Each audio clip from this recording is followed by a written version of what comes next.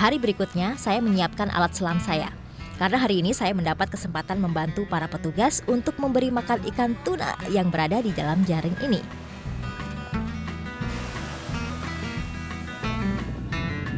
Dan selain itu juga membersihkan bagian dalam karamba jaring apung seperti yang rutin mereka lakukan. Ini adalah sesuatu yang pertama kali akan saya lakukan, menyelam di antara karamba jaring yang berdiameter 50 meter dengan kedalaman 8 hingga 10 meter.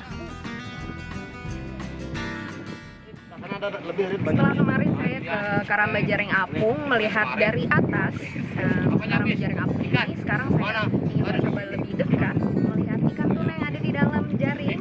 Di karamba jaring apung ini kita akan nyemplung ke sana, kita akan nyelam, dan ternyata karamba jaring apung ini memang jaraknya tidak jauh dari Balai Pusat Penelitian, sekitar 5 menit. Tidak sampai 5 menit malah kalau menurut saya, dan saya penasaran banget sih dalamnya tuh karamba jaring apung. Saya akan coba nyelam.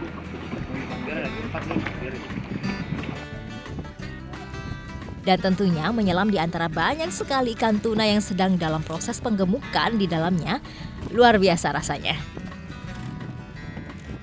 Tuna yang ada di karamba jaring apung adalah seukuran bayi tuna dengan ukuran 20 hingga 30 cm, di mana bayi tuna tersebut akan digemukan hingga ukuran tertentu sehingga siap untuk dipanen.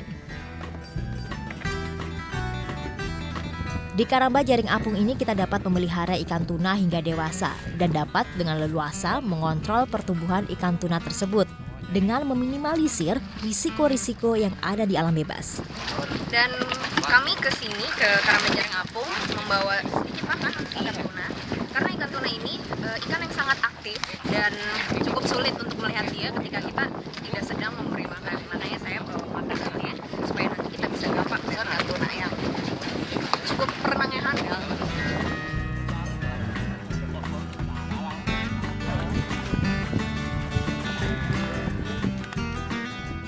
Kali ini saya bersama Syahrodi, seorang petugas yang akan melakukan pengontrolan dan pembersihan jaring yang berada di dalam laut.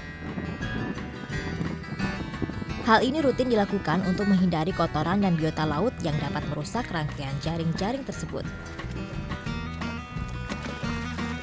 Sambil memberi sarapan ikan-ikan tuna yang ada di karamba, kami turun ke dalam karamba jaring apung ini.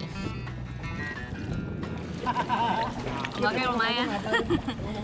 Ayo kita ngasih makan tuna.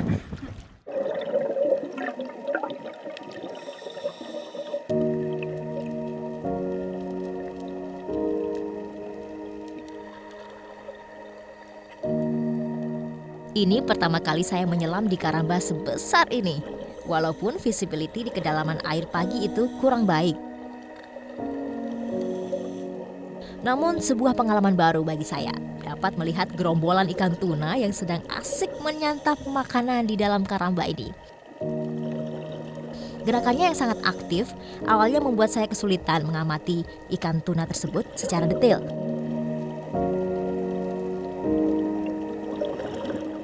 Sebuah ide luar biasa dapat mengurungi ikan tuna yang cukup lincah ini ke dalam satu wadah raksasa di tengah lautan. Tentu saja ini adalah salah satu upaya demi menjaga kelestariannya ke depan.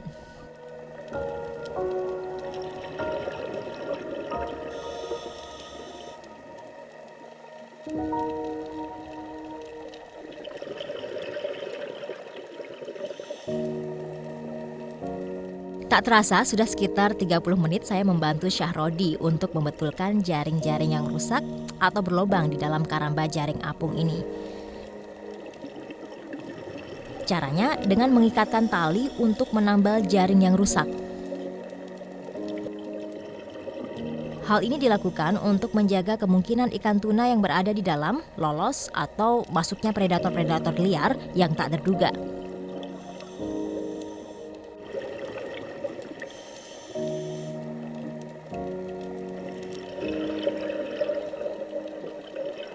Mengelilingi keramba sebesar ini ternyata cukup melelahkan. Tak ingin mengganggu ikan-ikan tuna yang sedang bergerak aktif di dalamnya, saya memutuskan untuk menyudahi penyelaman saya kali ini. Suatu pengalaman yang sangat berkesan karena baru kali ini saya dapat melihat ikan tuna hidup secara alami di habitatnya.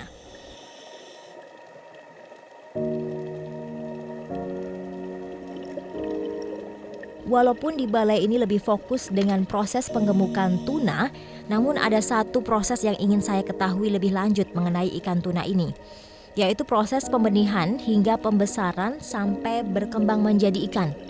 Bagaimana ya ikan tuna dapat bertahan hidup sampai dewasa dan seterusnya.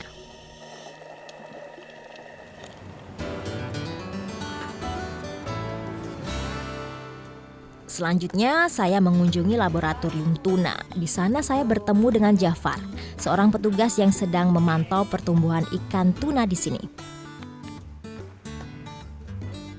Saya bertanya mengenai pembudidayaan tuna baru sampai pada tahap penggemukan saja.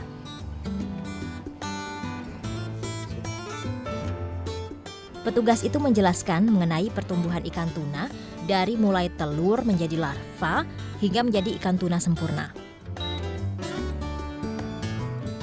Setelah mendengarkan penjelasan, saya paham mengapa pembudidayaan ikan tuna berfokus dulu pada upaya penggemukan. Karena dari mulai telur hingga menjadi larva merupakan fase yang sangat rentan bagi ikan tuna untuk bertahan hidup, sehingga butuh perhatian ekstra untuk melewati fase rentan tersebut agar larva tuna tidak terserang virus penyakit yang berakibat pada mortalitas. Karena kebutuhan stok ikan tuna yang terus meningkat, maka sampai saat ini usaha pembudidayaan ikan tuna dengan cara penggemukan terus dilakukan. Selain itu, metode pembenihan saat ini juga masih terus dikembangkan teknologinya. Berharap dengan cara tersebut, dalam jangka panjang kita dapat mudah melakukan restocking tuna dalam jumlah yang lebih besar, menjaga kelestariannya tanpa harus menunggu kepunahannya.